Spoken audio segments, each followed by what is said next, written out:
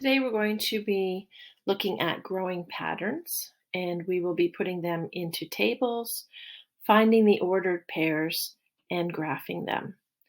So let's look at this first pattern here. It starts off with one little square, then it becomes 4, then it becomes 9. What would the next block look like? In a table, it would look like this. Frame number here, and then the number of tiles here. The first one is X, the next one is Y. So this would always be X, and this would be Y. Does anyone know what's happening here? What is the pattern rule? Well, we're doing multiplying by itself. So 1 times 1 is 1, 2 times 2 is 4, 3 times 3 is 9. So then what would be in the next one? 4 times 4 is 16. And if you were to draw that, you would draw it as a 4 by 4 square. The next pattern starts off with one square, the same as this, but it goes off in a very different way. This time it is making an L shape, and they're adding 1 to the top and 1 to the side each time. So when you look over here, frame and number of tiles, the first frame is 1, then it becomes 3, then it becomes 5, then it becomes 7.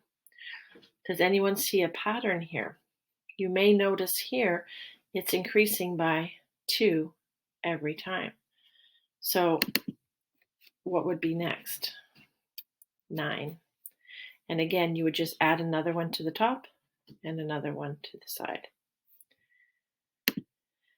Let's look at this. If you are given the frame and the number of tiles and you have to draw the pattern, how do you do that? Well, in this one it says in frame 1 there are 2 tiles. So I started us out here with 2 tiles in frame 1. In frame 2 there are 4 tiles. The only thing that you're not allowed to do is just stack 4 in a row. You have to actually come up with some kind of a shape. So you always start with exactly what you had in the previous frame. And this time we have to add 2 more. So let's just go ahead and add them like this. And then in the next frame, frame 3, there's going to be 6 tiles. So again, you start off with exactly what you had in the previous frame. So I'm going to start off with the 4 boxes. And then I have to continue by adding 2 more boxes. You can't go rogue and then just randomly add a box up here. You have to follow a pattern. So once you start the pattern, that's what you have to continually do. If you kept going, you would have 8 boxes, then 10 boxes. I put this here because we're going to talk about graphing these things. When you have the frame number and the number of tiles, you are actually creating an ordered pair. If you remember from our graphing unit, you put the 2 numbers. This first number is always the x-axis. It's always the frame number. And the second number is always the number of tiles. And so in this one, a 1 and a 2, if we were to graph that, we would come here. Frame number is always x. Number of tiles in a frame is always y.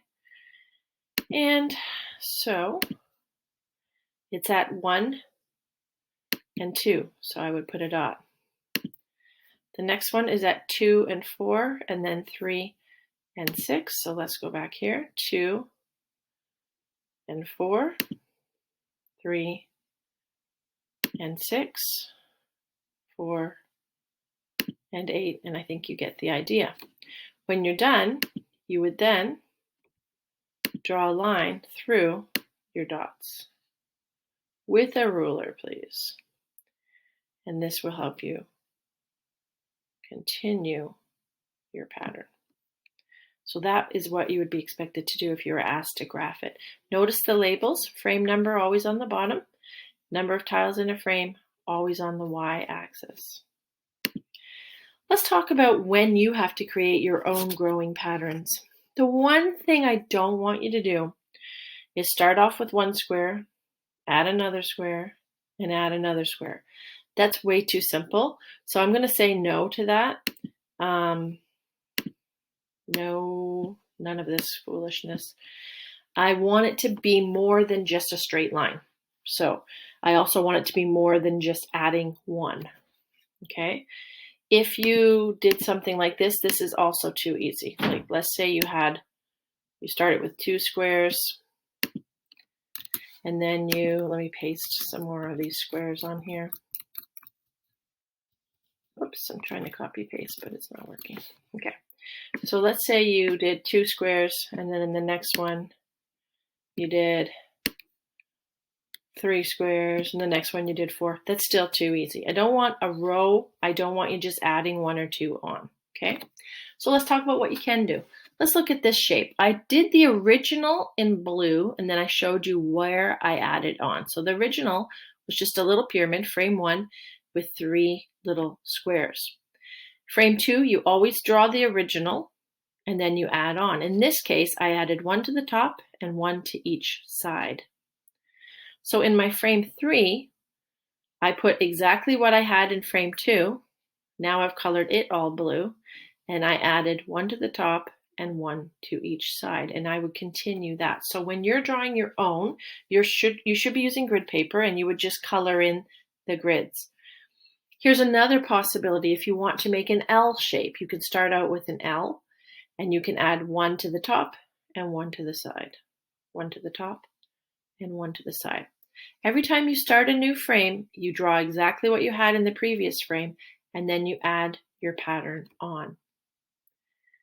This final one was just another one I thought would be nice. If you start with a cross, and then you draw your original cross, and maybe you decide just to put 1 at the top and 1 at the bottom, maybe you would put 1 on each side as well. But whatever you decide to do, you have to continue the exact same pattern. So in this case, my next one would look exactly like this, only I'd have another one at the top and another one at the bottom. So that's basically what we're doing today. It's not super complicated. And if you need any help, you can come to the meeting. But I think that most people will understand it pretty easily. And if you don't be afraid to ask.